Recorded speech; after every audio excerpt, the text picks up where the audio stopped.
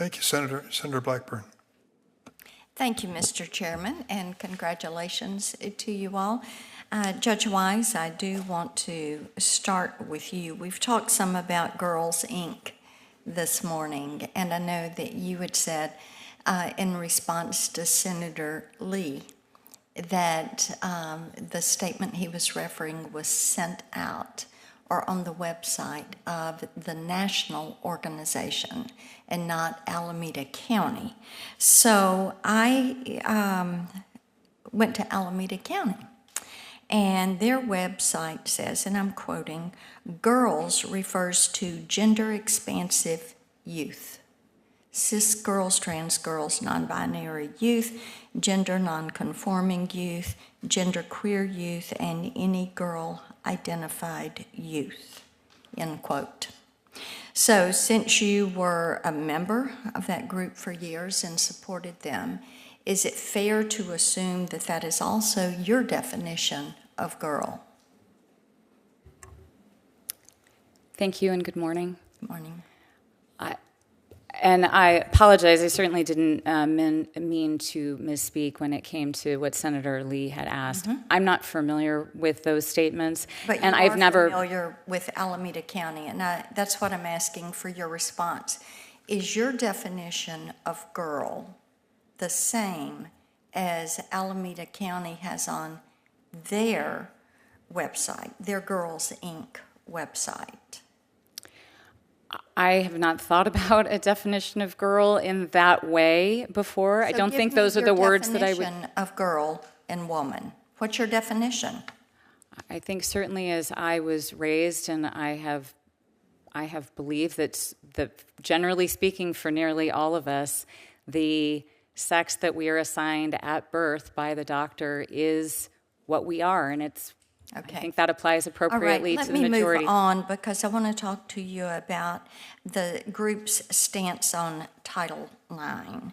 And in 2022, the National Girls Inc. organization sent a letter to Secretary Cardona urging him to issue rules regarding sex equity in athletics, including transgender students' participation in school sports, so that student athletes are protected from discrimination. And I'm quoting that from the letter. So do you agree that the Department of Education should issue a rule on sex equity for student athletes? I have no opinion about that, Senator Blackburn. Okay, well. I will say I don't ascribe to the particular statements that you were saying. I have not read them, I have not seen them, and it's not something that I would advocate. And as a sitting judge who hears, I have more than 15,000 cases on my docket right now. These types of issues potentially could come before me. Of course they're going to come before you, and it's important to know where you stand, and it's important to know Title IX is under attack. And we have witnessed that, and I represent Tennessee. I hear from women, I hear from female athletes all the time about their concerns on that. So is there ever a situation in which it's appropriate for a biological male to compete in women's sporting events? Because you say you believe our sex is what it is assigned at birth. So should a biological male be allowed to compete against a biological female? Again, Senator Blackburn, I don't have a personal opinion about that because I think those things are regulated by sporting agencies and organizations. I really don't. I sincerely have no view about that. Okay, let's talk about your Think Outside the Prison article that you wrote in 2021. It was published in the Daily Journal. You made some interesting contentions in that article, and I want to ask you about those. You said, and I'm quoting, "Over the last decade, judges have had fewer practical or effective options for the placement of individuals who regularly find themselves mired in the criminal justice system." End quote. When you say and I'm quoting again, find themselves mired in the criminal justice system. That seems to suggest that individuals who have committed criminal acts have simply ended up in the criminal justice system by happenstance, rather than as a direct result of their actions.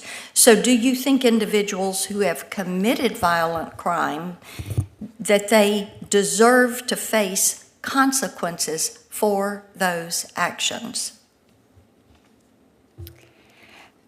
Senator Blackburn, I don't think that you were here earlier when I spoke, but even when I gave my opening remarks, No, I was watching. I'm actually very glad that you asked me that, because I absolutely believe that people need to take responsibility for their personal actions and that we need to hold people accountable for violating the law. The safety and security of our country, I think, is deeply rooted in that. What would push you to do an article like Think Outside the Prison? May I respond? Of course.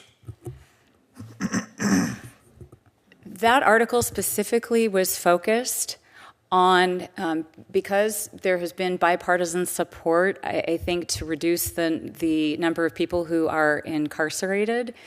And judges have a lot of people who come through the system repeatedly who are mentally ill or drug addicted. And it was raising the issue that it was very important that judges either needed to have people who have committed crimes, they need to either be able to go to prison where there's a place to put them, or they have to be able to go to a facility for treatment or mental health. And if none of those are available, we have some serious consequences, I think, for our communities, including homelessness. Thank you.